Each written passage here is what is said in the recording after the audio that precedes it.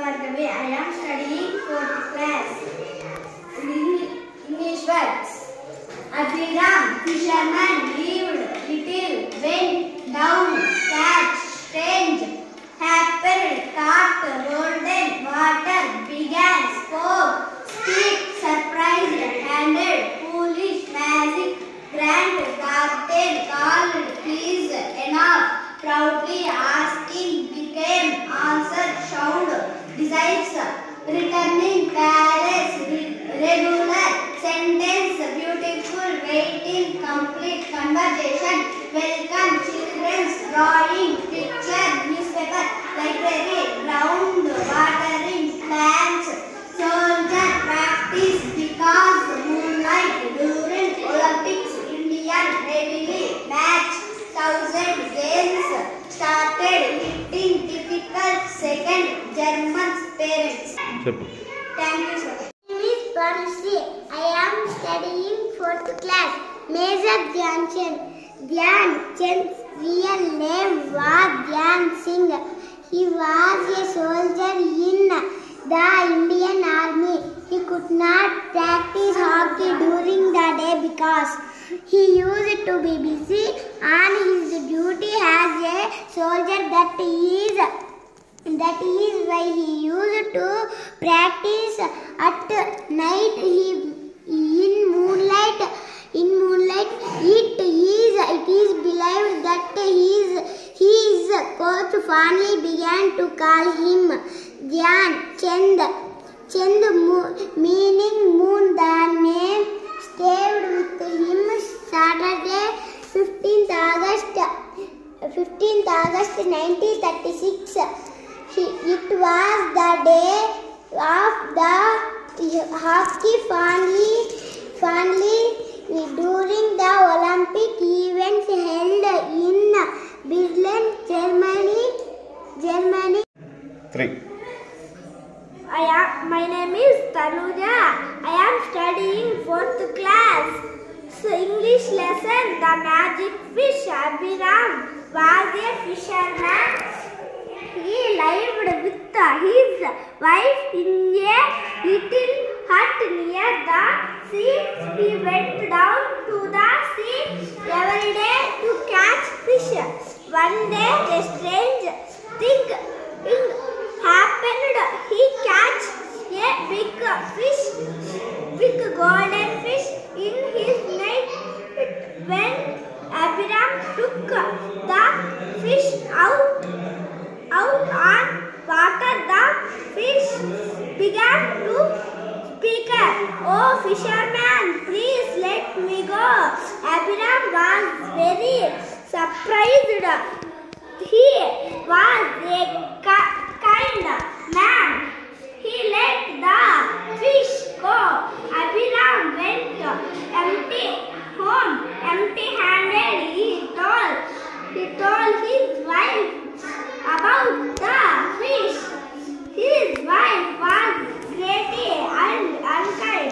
"Foolish man, why did you let the fish go back to the sea and call the fish? It must be a magic fish. Ask the fish to grant us a big house with a hug gardening." My name is Cherita. I am studying 4th class MBBS Bogvarpalli. Parivartana. ఆ అబ్బాయి పేరు రాము. ఆటలంటే అతనికి ఇష్టం. రాము తండ్రి ఊరిలో బాగా డబ్బు ఉన్న వ్యక్తి. పెద్ద ఇల్లు కూడా ఉంది. ఆ ఇంటిలో రాము చదువుకోవడానికి ఒక గది కూడా ఉంది. రాముకు బద్ధకం ఎక్కువ. చదువంటే శ్రద్ధ తక్కువ. గదిలో పుస్తకాలు ఎక్కడవక్కడ చిందర వందరగా పడేస్తాడు. ఆ రోజు ఆలస్యంగా నిద్ర లేచాడు. ఇంతలో వంటగదిలో నుంచి వాళ్ళ అమ్మ గొంతు వినిపించింది. "బాబు రాము, చుట్టుపక్కల పిల్లలందరికీ వెళ్ళిపోతున్నారు. నువ్వు కూడా తయారయ్యి బడికి వెళ్ళు అంది. My name is Shivgangadhara. I am studying 4th class MPPS బొగ్గులవారిపల్లి. ఏకాలు దినేరం ఒకసారి రామన్న వద్దకు నలుగురు అన్నదమ్ములు వచ్చారు. వాళ్ళు విచిత్రమైన ఫిర్యాదు తెచ్చారు. మేము నలుగురు అన్నదమ్ములమే, పెద్దవాళ్ళం ముగ్గురము ఫిర్యాదీలం, చిన్నవాడు ముద్దాయి. మీ తీర్పు కోసం వచ్చాం అన్నాడు నలుగురిలోని పెద్దవాడు. మీ తీర్పు అన్నట్లు చెప్పడు వైపు చూశాడు రామన్న. అతను ఇట్లా సాగాడు. మేము నలుగురము కలిసి దూది వ్యాపారం చేస్తున్నాం. దూది కొట్టంలో ఎలుకల బాధ తగ్గుతుందని మేము ఒక పిల్లిని పెంచుకుంటున్నాము. ఆ పిల్లి అంటే మాకు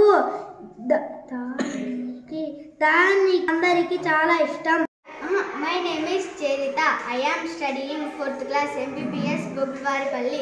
పరివర్తన. ఆ అబ్బాయి పేరు రాము. ఆటలంటే అతనికి ఇష్టం. రాము తండ్రి ఊరిలో బాగా డబ్బు ఉన్న వ్యక్తి. పెద్ద ఇల్లు కూడా ఉంది. ఆ ఇంటిలో రాము చదువుకోవడానికి ఒక గది కూడా ఉంది. రాముకు బద్ధకం ఎక్కువ, చదువంటే శ్రద్ధ తక్కువ. గదిలో పుస్తకాలు ఎక్కడవక్కడ చిందర వందరగా పడేస్తాడు. ఆ రోజు ఆలస్యంగా నిద్ర లేచాడు. ఇంతలో వంటగదిలో నుంచి వాళ్ళ అమ్మ గొంతు వినిపించింది. బాబు రాము చుట్టుపక్కల పిల్లలందరికీ వెళ్ళిపోతున్నారు. నువ్వు కూడా తయారయ్యి బడికి వెళ్ళు అంది.